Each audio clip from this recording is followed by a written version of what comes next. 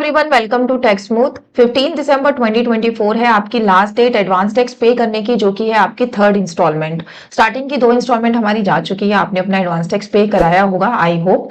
अब ये है आपकी थर्ड इंस्टॉलमेंट। इस इंस्टॉलमेंट में आपको पे कराना होगा 75% तक अपना टैक्स अमाउंट। सो जब हमें एडवांस टैक्स पे कराना होता है तो एक क्वेश्चन माइंड में उठता है कि हमें एडवांस टैक्स कैलकुलेट कैसे करना है, कैसे पता लगेगा कि कितनी लायबिलिटी है, कैसे आप कैलकुलेट करेंगे। और अब तो दो दो रिजीम है, न्यू है, ओल्ड है, तो कितनी आपकी टैक्स लायबिलिटी बनेगी और कितना परसेंटेज आपको उसके ऊपर डिपॉजिट कराना है, ये सब चीजें आज हम इस वीडियो में डिस्कस करेंगे।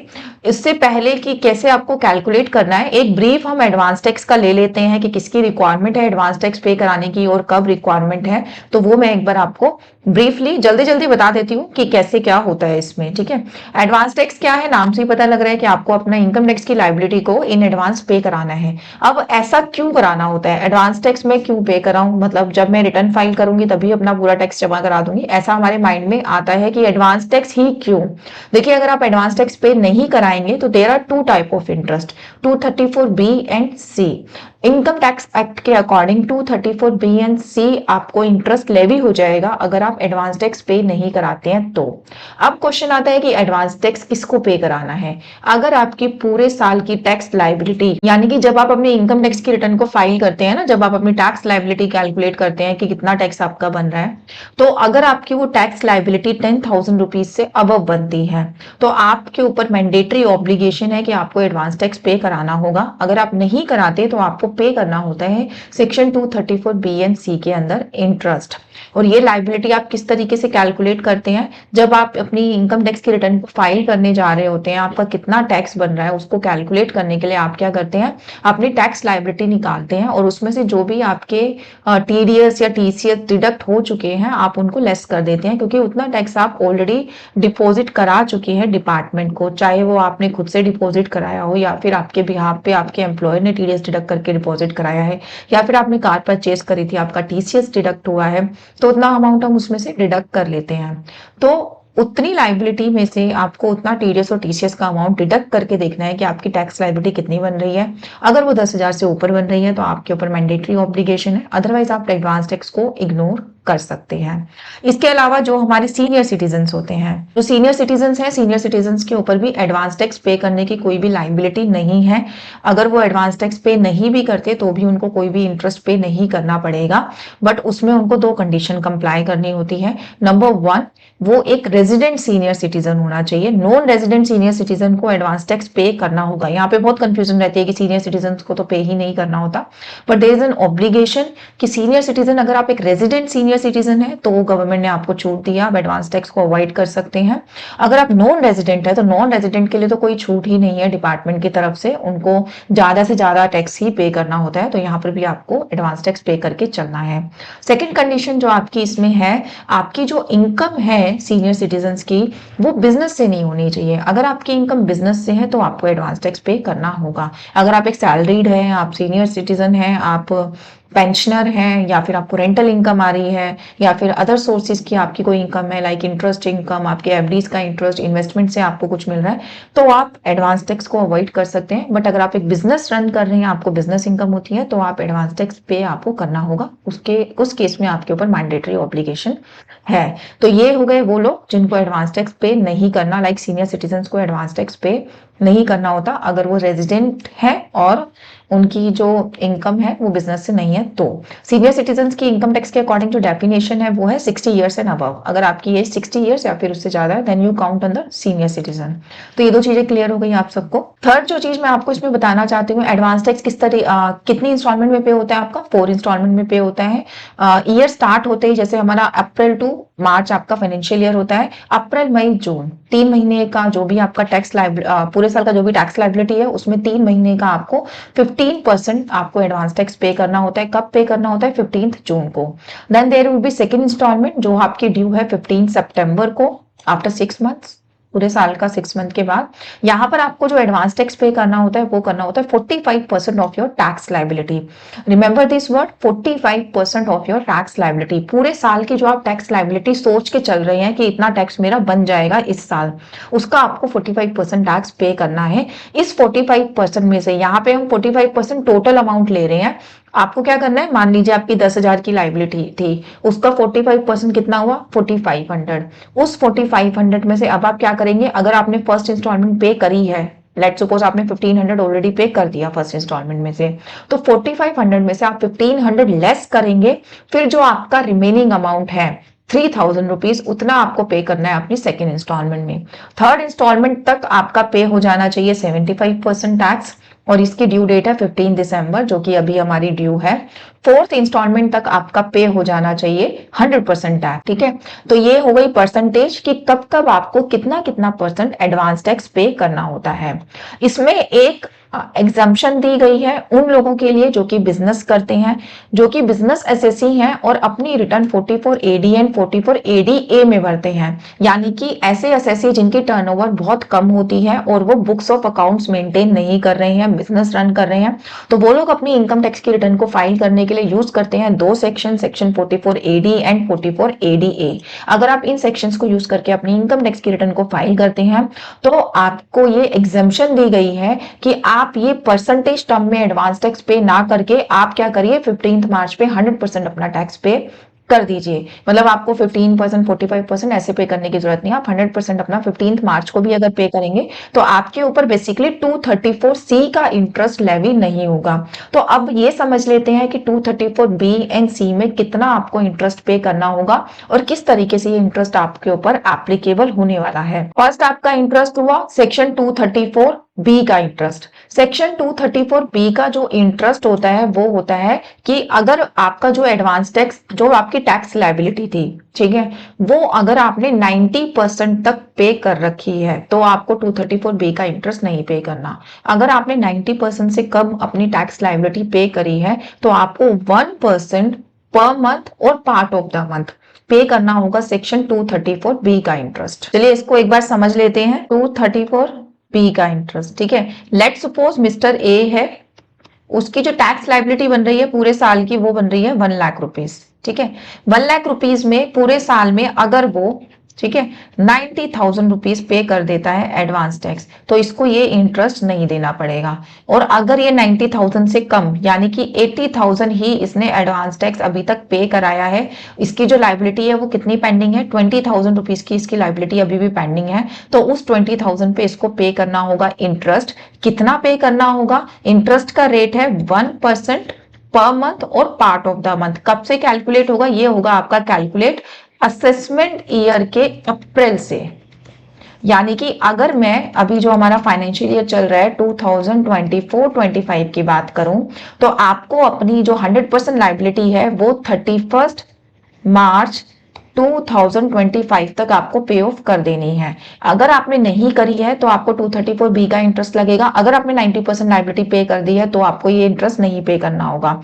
मेरे केस में मैंने 80,000 रुपीज ही पे करा है, तो अब मुझे 20,000 रुपीज जो मेरी टैक्स लाइबिलिटी है उसके ऊपर इंटरेस्ट पे करना होगा। वो किस तरीके से कैलकुलेट होगा, वो होगा आपका 31 मार्च 2025 जाने के बाद, यानी कि पूरा फाइनेंशियल ईयर एंड होने के बाद जब आपका असेसमेंट ईयर शुरू होगा जो कि है आपका 2025-26 फॉर दिस फाइनेंशियल ईयर, तो उसके 1 अप्रैल से लेकर जब आप इसकी पेमेंट करेंगे 1 अप्रैल 25 से लेकर, मान लो आपने इसकी रिटर्न की इस टैक्स की पेमेंट करी जुलाई में, रिटर्न भरते समय आपने 15 जुलाई को पेमेंट करी, तो कितने महीने हो गए आपके, अप्रैल मई जून जुलाई। जुलाई को आपने 15 जुलाई को पेमेंट कर दी है, बट फिर भी हम इसको फुल जुलाई काउंट करके चलेंगे क्योंकि लॉ में स्पेशली लिखा हुआ है 1% per month and part of the month. तो आपको यहाँ पे पे करना होगा 4% इंटरेस्ट ऑन ₹20,000 रुपीज के ऊपर आपको 4% इंटरेस्ट जो है आपको पे करना होगा। तो आप ये कैलकुलेट कर लीजिए कितना आपका इंटरेस्ट आएगा, आई थिंक 800 के अप्रॉक्स ही आपका आएगा। तो इतना आपको इंटरेस्ट पे करना होगा अगर आप एडवांस टैक्स को पे नहीं करते हैं तो। सेम एज एक और सेक्शन है आपका 234C, ये आपका सेक्शन 234C। 234C सेक्शन में क्या होता है, जैसे आपको हर एक इंस्टॉलमेंट में एक पर्टिकुलर परसेंटेज के अकॉर्डिंग टैक्स पे करना होता है। अगर आप उतनी परसेंटेज से कम टैक्स पे करते हैं, ठीक है, जैसे 15% आपको पे करना था लेकिन आपने पे करा लेट सपोज 15% ना पे करके आपने जो है थोड़ा कम पे करा है, तो उसमें भी ना इन्होंने परसेंटेज टॉलरेंस लेवल की परसेंटेज फिट कर रखी है।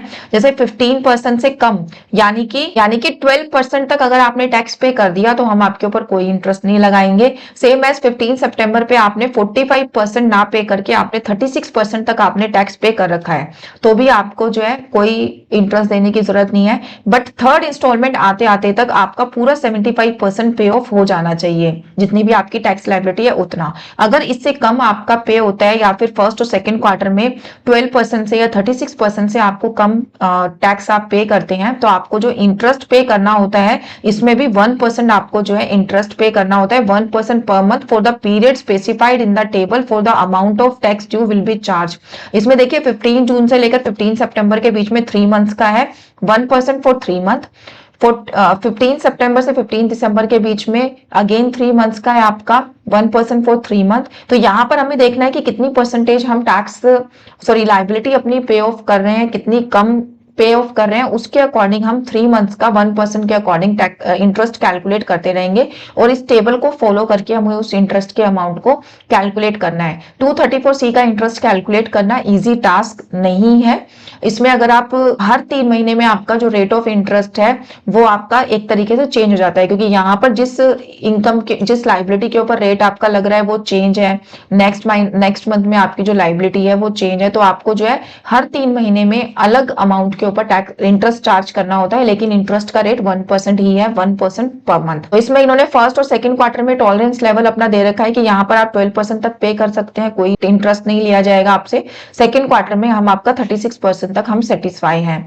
फर्स्ट 2 क्वार्टर में इसलिए दिया गया है क्योंकि जब हमारा ईयर स्टार्ट होता है तो हमें अपने पूरे साल की इनकम के बारे में इतना नहीं पता होता कि कितनी इनकम हमारी होगी, सो दैट हम एक्यूरेटली अपनी टैक्स लायबिलिटी निकाल पाए।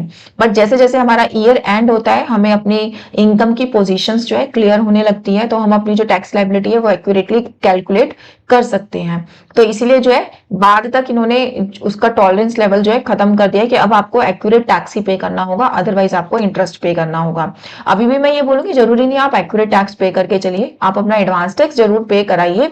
जो भी ऊपर नीचे अमाउंट होगा एटलीस्ट आपका उस अमाउंट पे तो टैक्स सेव होगा। मान लीजिए आपको 50,000 रुपए डिपॉजिट कराने थे, आपने 45 करा दिए, तो सिर्फ आपको इंटरेस्ट 5,000 के ऊपर पे करना पड़ेगा। अगर आप पूरे ही 50 नहीं पे कराते तो पूरे 50 पे आपको 1% इंटरेस्ट पे करना होता, तो जो कि बढ़ता बढ़ता आपका जो एक मेजर अमाउंट हो जाता है। तो यहाँ पर मैंने आपको एक ब्रीफ दे दिया एडवांस टैक्स का कि कब पे करना है, कितना पे करना है, क्यों पे करना है और किसको पे करना है।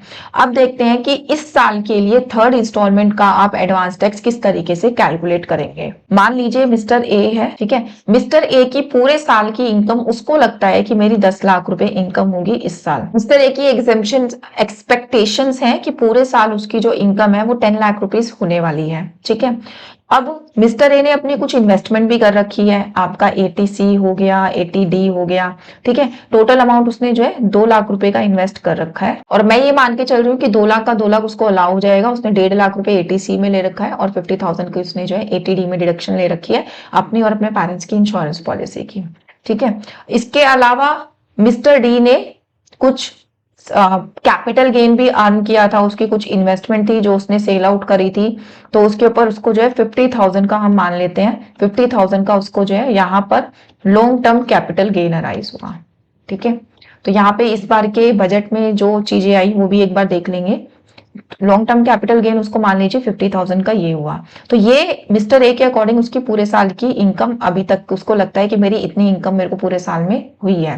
तो अब सबसे पहला स्टेप जो एडवांस टैक्स कैलकुलेट करने का है वो ये है कि मिस्टर ए को अपनी टैक्स लायबिलिटी निकालनी है कि इतनी इनकम पे इसको कितना टैक्स पे करना है। अब मिस्टर ए जब अपनी टैक्स लायबिलिटी निकालने बैठा तो सबसे बड़ी कंफ्यूजन उसके सामने यही आई कि मैं ओल्ड टैक्स रिजीम के अकॉर्डिंग निकालूं या न्यू टैक्स के अकॉर्डिंग निकालूं। पहले तो सिर्फ एक ही रिजीम होती थी, हमें उसके अकॉर्डिंग अपनी टैक्स लायबिलिटी निकाल के एडवांस टैक्स पे कर देना होता था। अब एक और प्रॉब्लम आ गई है कि हमें ओल्ड और न्यू के बीच में भी डिसाइड करना पड़ता है कि कौन सी टैक्स लायबिलिटी आपको जो है टैक्स सेव करवाएगी। तो इसमें मैं आपको एक इजी वे बताती हूँ, इसमें आपको खुद से कैलकुलेट करने की जरूरत नहीं है कि कितनी आपकी टैक्स लायबिलिटी है। इनकम टैक्स की वेबसाइट पे इनकम टैक्स का कैलकुलेटर दिया गया है, आप उस कैलकुलेटर को यूज करके विद इन अ मिनट ये चेक कर सकते हैं कि कौन सी टैक्स रिजीम आपके लिए बेनिफिटेड है। जैसे मैं उस कैलकुलेटर को भी दिखा देती हूँ। ये आपकी इनकम टैक्स की वेबसाइट incometax.gov.in, इसके ऊपर आपको आना है। ये देखिए लेफ्ट हैंड साइड पे यहाँ पे आपको बहुत सारे आपके जो है ऑप्शन दिए गए हैं। यहाँ पर आपको एक ऑप्शन दिया गया है इनकम टैक्स कैलकुलेटर, इसके ऊपर आप क्लिक कर लीजिए। इस पे जब आप क्लिक करेंगे यहाँ से आपको असेसमेंट ईयर सिलेक्ट करना है कि कौन से असेसमेंट ईयर के लिए आप कैलकुलेट कर रहे हैं। अब हम 25-26 के लिए कैलकुलेट कर रहे हैं क्योंकि फाइनेंशियल ईयर 2024-25 आपका चल रहा है। 25-26 आपने डाल दिया। अब यहाँ से आपको टैक्स पेयर सेलेक्ट करना है कि आप कौन हो, एक इंडिविजुअल हो, एचयूएफ हो, फर्म हो, एलएलपी हो, क्योंकि सबके जो टैक्स रेट्स हैं वो अलग अलग हैं। तो हम एक इंडिविजुअल की बात कर रहे हैं, मिस्टर ए की बात कर रहे हैं। अब यहाँ से आपको अपना बताना है कि आप नॉर्मल है, 60 ईयर से कम है, या फिर सीनियर सिटीजन है या सुपर सीनियर सिटीजन है। अगर कि आप न्यू टैक्स रिजीम में जा रहे हैं तो इस एज ग्रुप का कोई मैटर नहीं है, क्योंकि न्यू में जो है सबके लिए स्लैब रेट एक ही है। बट अगर मैं ओल्ड टैक्स रेजिम की बात करूं तो सबके लिए अलग अलग स्लैब रेट है, तो इसलिए हमें सिलेक्ट करना होता है कि किस एज ग्रुप में आप फॉल कर रहे हैं। तो मेरे 60 ईयर्स से कम है, मैं मान के चल रही हूँ, तो यहाँ पे मैंने डाल दिया 60 ईयर्स बिलो। अब यहाँ पे जब आप टोटल एनुअल इनकम डालेंगे ना, तो अगर मेरे केस में क्या है, मैंने दो तरीके की इनकम ली है, एक लॉन्ग टर्म कैपिटल गेन, एक नॉर्मल इनकम उसकी, ठीक है, जिसके ऊपर स्पेशल टैक्स रेट नहीं लगता। अब यहाँ पे एक term I special tax rate. Special tax rate आपका लगता है जिसमें स्लैब रेट अप्लाई नहीं होती, उनके रेट्स अलग हैं। जैसे कि आपके शॉर्ट टर्म कैपिटल गेन है, लॉन्ग टर्म कैपिटल गेन है, इनके ऊपर स्पेशल टैक्स रेट है। अभी बजट में इंप्रूवमेंट भी आई थी उसमें कि अब आपको 12.5% टैक्स पे करना होगा लॉन्ग टर्म कैपिटल गेन्स में, और शॉर्ट टर्म में आपको जो है 20% टैक्स पे करना होगा। तो उसके अकॉर्डिंग अगर आपका कोई अलग आपका सेगमेंट है जिसके ऊपर स्पेशल रेट्स लगने चाहिए, तो ये तो है छोटा सा कैलकुलेटर जिसमें 1 मिनट लगते हैं, आपको कैलकुलेट होके आ जाएगा। अगर आपकी अलग अलग इनकम है तो उसके लिए आप एडवांस कैलकुलेटर यूज कर सकते हैं। यहाँ पे आपको हेडवाइज डालनी पड़ेगी कि सैलरी से कितनी इनकम है, हाउस प्रॉपर्टी से कितनी है, कैपिटल गेन से कितनी है। यहाँ पे आपको अलग अलग पंच करना होगा, तो आपकी लायबिलिटी एक्यूरेटली निकल के आएगी। तो यहाँ पर एक आइडिया लेने के लिए मैं क्या करती हूँ, अपनी 10,50,000 जो है ना, मैं यही डाल देती हूँ।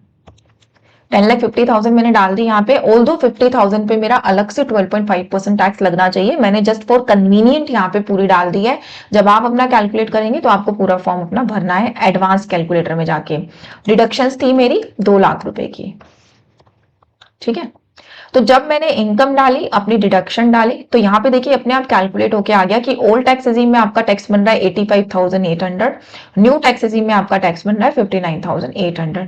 तो अभी के लिए मेरे को ये लगता है कि मेरे लिए न्यू टैक्स रेजिम बेनिफिटेड है, तो मैं ऐसा करती हूँ 59,800 का टैक्स अपना पकड़ लेती हूँ। तो यहाँ पे मेरी टैक्स लाइबिलिटी कितनी आ गई, 59,800 आ गई टैक्स लाइबिलिटी।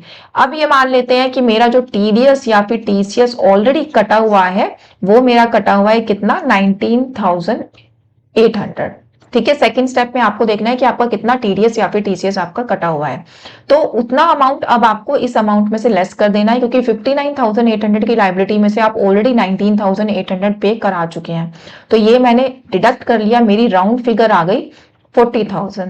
तो मेरी जो टैक्स लाइबिलिटी जो अभी तक अनपेड है, मेरे अकॉर्डिंग जो 31 मार्च की इनकम होगी मेरी, मैं बार बार ये बात बोल रही हूँ, मैंने सिर्फ विजुअलाइज किया है कि मेरी इनकम 31 मार्च पे इतनी होगी।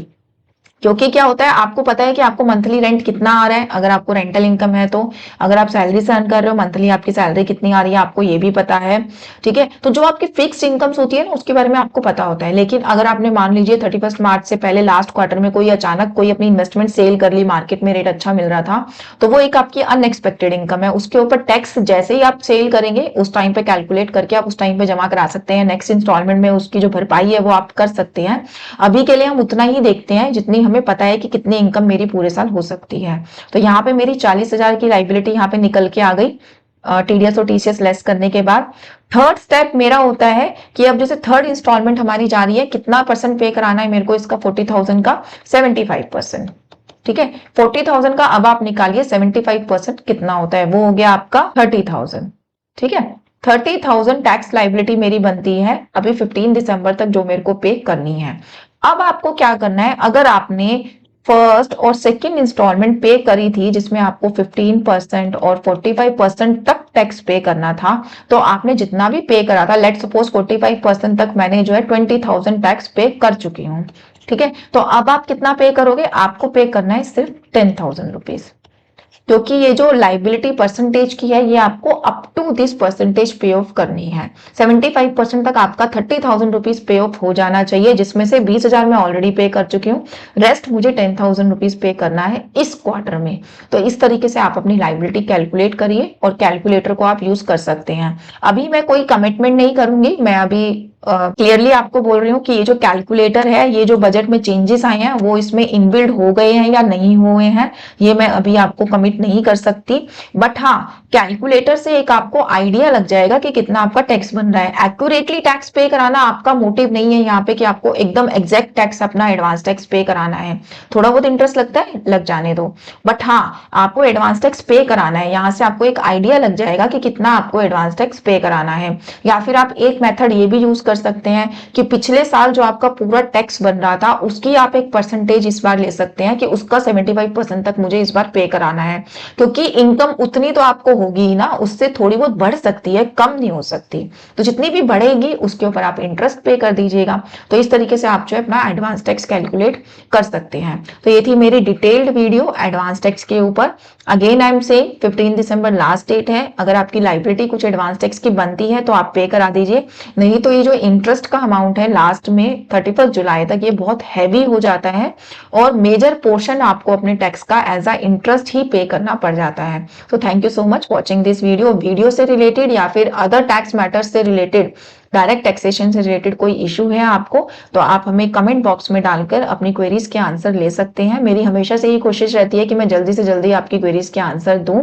सेकंड चीज, विवाद से विश्वास स्कीम की जो लास्ट डेट है वो आपकी 31 दिसंबर है। अगर आप नॉर्मल टैक्स रेट देना चाहते हैं तो ऑल्दो आप 31 दिसंबर के बाद भी विवाद से विश्वास स्कीम को ले सकते हैं, ऑप्ट कर सकते हैं। अगर आप इंटरेस्टेड है इस स्कीम के लिए तो आप हमारी सर्विसेज भी अवेल कर सकते हैं। सर्विसेज अवेल करने के लिए कॉन्टैक्ट नंबर्स नीचे दिए गए हैं, तो आप उस कॉन्टैक्ट नंबर पे हमसे कॉन्टैक्ट करके डायरेक्ट टैक्स की किसी भी मैटर से रिलेटेड हमसे सर्विसेज अवेल कर सकते हैं। और विवाद से विश्वास की जो आपकी लास्ट डेट है वो है 31 दिसंबर फॉर लोअर टैक्स लायबिलिटी। उसके बाद भी आप फाइल कर सकते हैं, बट आपको थोड़ा सा टैक्स का अमाउंट ज्यादा पे करना होगा। एडवांस टैक्स कैलकुलेट करने के बाद आपको प्रॉब्लम अगर आती है कि इसको पे कैसे करना है एज अ एडवांस टैक्स, तो उसके ऊपर भी हमने ऑलरेडी अपनी एक वीडियो बना रखी है, आप स्क्रीन पे देख सकते हैं। वीडियो ऑलरेडी मैंने 13 सितंबर यानी कि जब सेकंड इंस्टॉलमेंट थी एडवांस टैक्स की, तो उस टाइम पे मैंने वीडियो बनाई थी। तो आप यहाँ से चेक कर सकते हैं कि आपको इस पे एडवांस टैक्स की पेमेंट कैसे करानी है। इसकी जो लिंक है वो डिस्क्रिप्शन बॉक्स में भी मेंशन कर दूंगी मैं, आप वहां से इस वीडियो को देख सकते हैं। Thank you so much for watching this video. Take care, bye bye.